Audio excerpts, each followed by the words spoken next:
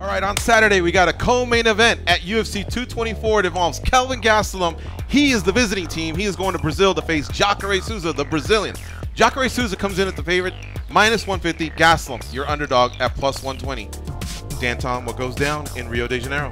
Man, I like Kelvin Gastelum. Even when he's moved up to 185, he's done very well as an underdog as far as the odds go. He is an underdog here, a slight one. It is a close fight, and as much as I was interested in looking to pick Kelvin Gastelum, I got to go with Jacare Souza here.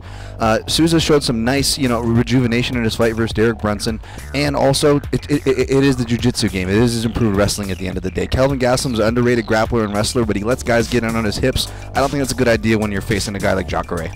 Yeah, Kelvin Gastelum's a guy that I've rooted for all the way since Tough. He's always been doubted. He was picked last, but he came through that season. He's picked up some huge wins. Hell, he's got a split decision loss to Tyron Woodley, man. Then he goes up to middleweight. He takes his medicine for coming in, a little bit heavy, and he's done well there. But what stands out to me, too, is he did get submitted by Chris Weidman, and now he's going to be going up against an even more decorated fighter in his home country where Brazilians do well, and Jacare's no slouch. He only loses to top-notch guys.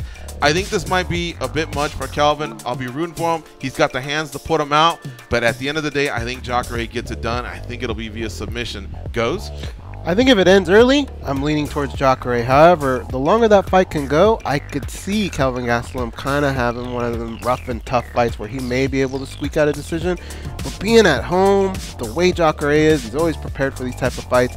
I'm going to go with Jacare in this one. All right, Charles Rosa joining us here for this video breakdown. Who do you like, Charles? Yeah, I definitely got to agree. I think Jacare takes it. I mean, you got to look even at his resume. He has one of the most impressive resumes there is. His only real losses are to Robert Whittaker and Yoel Romero, which was a split decision. So, I mean, that was obviously a close fight.